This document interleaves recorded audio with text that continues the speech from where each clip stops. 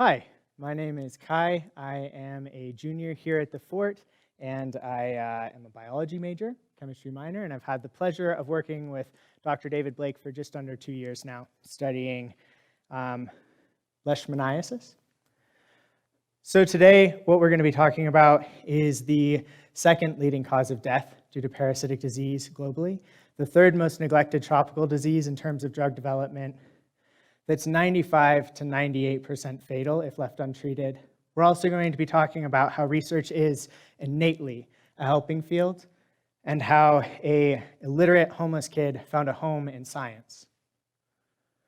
So let's just pause for a second and look at those statistics again, because I like math and those numbers were bad enough that made me hate the very concept of numbers. So who here has heard of malaria? I think that that's pretty much everyone. Now, who here has heard of leishmaniasis? That's way more than I expected. I think that most of you are my friends, though. Leishmaniasis is the second leading cause of death behind malaria due to parasitic disease. And yet it's still the third most neglected tropical disease in terms of new drug development. Now, who here thinks that they can picture what 95 to 98% is? I think that most of us have an idea, but there's roughly 200 seats in here, and it's roughly half full. So I'm going to say that there's roughly 100 people in here. If every one of us got infected, that would mean that between 2 and 5 might survive. That is an atrocious number. So why have so few people heard of this? And I think that that is largely related to the populations that it affects. So when we look at this map, the blue is all of the countries that are primarily affected by any type of leishmaniasis. There's 3 types of leishmaniasis. The ones that are circled in red are affected by visceral leishmaniasis, which is the type that my lab studies. If you do an overlay of the global poverty map, the countries that are affected by visceral leishmaniasis and are some of the most impoverished countries in the world overline quite almost on top of each other. So what I had said in the beginning is that there is a treatment option available, right? 95 to 98% of cases that go untreated lead to death. There is a treatment option available. However, it has some significant biological and social problems. So biologically, it's incredibly cytotoxic, which means that it's really, really good at killing things. But it has very low selective toxicity, which means that it's really bad at differentiating between the things that it's supposed to be killing and the things that it's not supposed to be killing. So it's incredibly good at wiping out cells, but it wipes out our cells as well as the parasitic cells. Socially, it has some big problems as well. It requires refrigeration, and it has to be administered through an IV over the course of weeks or months. It's also incredibly expensive. Now, when we look at the communities that are primarily in need of this medication, that makes it entirely inaccessible.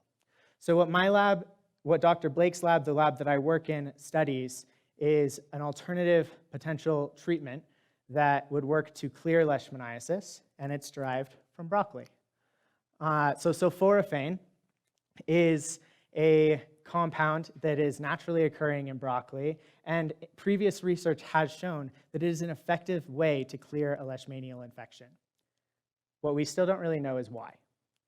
So before we really dive too much into my research, I want to talk to you about how I got here. I grew up in a really loving household in a little small town on the coast of California, and had a pretty idyllic childhood in a lot of ways, with the caveat that I am incredibly dyslexic. And so by the time that I got to high school, I had been to 19 schools and I read at a 1st to 2nd grade reading level. When I was in high school, at that point, I came out as being transgender, which for anyone that doesn't know means that biologically speaking, I was born female, and at that point I started the medical and social process of becoming the man that I am today. I was met by a really wide array of reactions. And when it culminated in me both dropping out of high school and moving out of my parents' house when I was 15. I oscillated between working on farms and ranches and being homeless and picking up construction here and there. And during that time, I was exposed to and experienced and saw suffering in a way that I had never imagined it. I saw people that were hungry and cold, and I saw people lose their children. I saw people die of overdoses. I saw people lose bodily sovereignty, and I saw myself slowly pull away from humanity and become just so disenchanted by everything.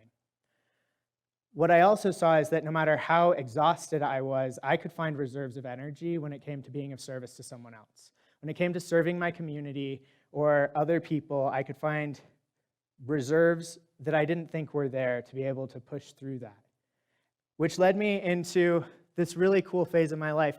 On this slide, the farm is one that I had worked at for a while and started this program there that would hire homeless people, and we would grow food, and the food that was left over would go entirely to feeding homeless communities. And I loved that. It was so fun, and I love farming.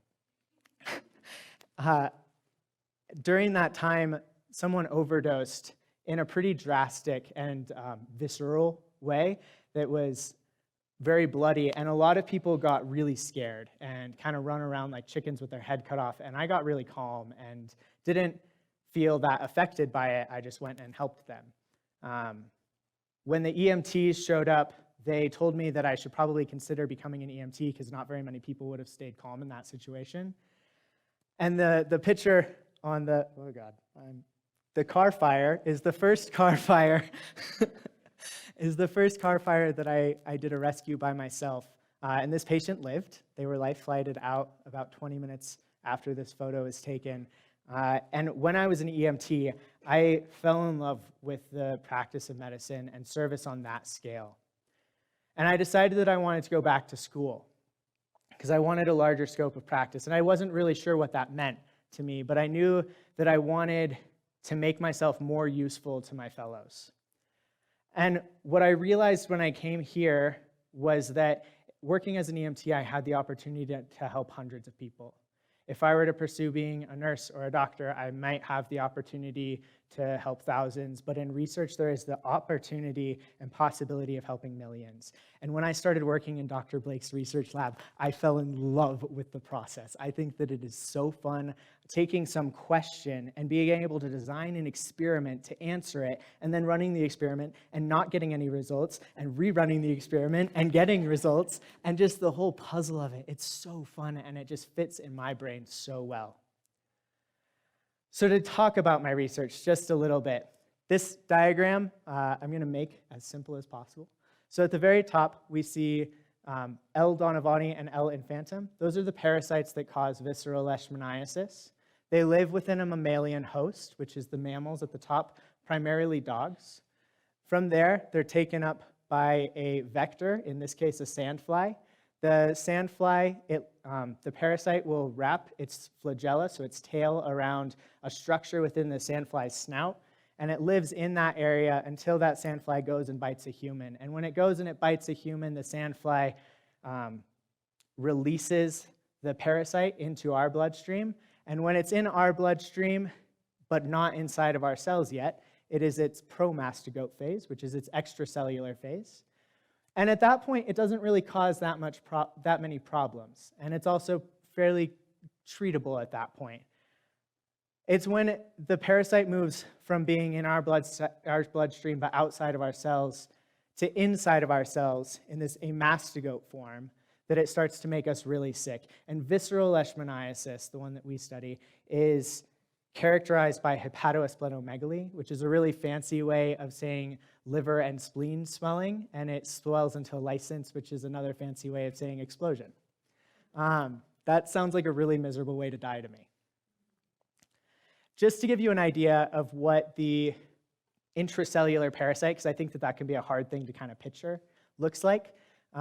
In this, you can see the large blue splotches are the nuclei of our white blood cells, and the little blue splotches up in the corner there are the parasite. So this gives you an idea.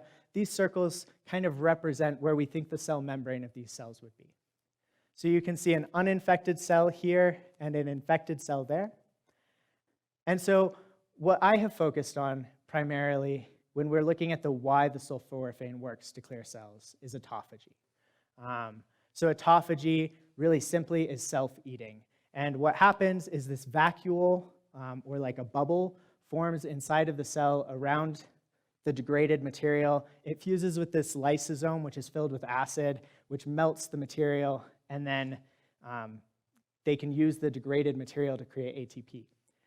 However, what we see with the parasite is that it turns off autophagy for 24 hours, and then it turns it back on at like hyperspeed, and we don't know why. And so we used a bunch of experiments, this is just a small sample of the pictures, to look at that. I'm going to key in just on one, mostly because I was so proud of these Western blot lines. This Western blot raised more questions than it answered, but what it did show us, this is an early time point, is that everywhere that the sulforaphane is present had increased autophagy, and the P62 is an autophageal marker, so anywhere we see that there is more of that P62 protein, it's a good indication that there is more autophagy happening. And you can see that circled there. Those ones are darker than the ones next to it that doesn't have sulforaphane, and we used a program to do this calculation for us so that we could remove some of the bias. So why does it matter? If we know that the chemical will clear the cells, why do we care about how it happens? And for me, I think that that's kind of the root of what research is. We can't fix something until we know how it's broken. Fort Lewis is too small of a school to be able to do real drug trials, but what we can do is we can contribute to the basin of knowledge that can be uptook by other members of the scientific community to continue further research. So, in conclusion, what I would like to leave you with is I believe, truly, that all of us get called to being of service to our community in some way. And that looks different for everyone. Some people get called into medicine, some people get called into environmental conservation, some people get called into philanthropy, some people get called into teaching. Whatever that calling is, I urge you, with reckless abandon, please continue to pursue it.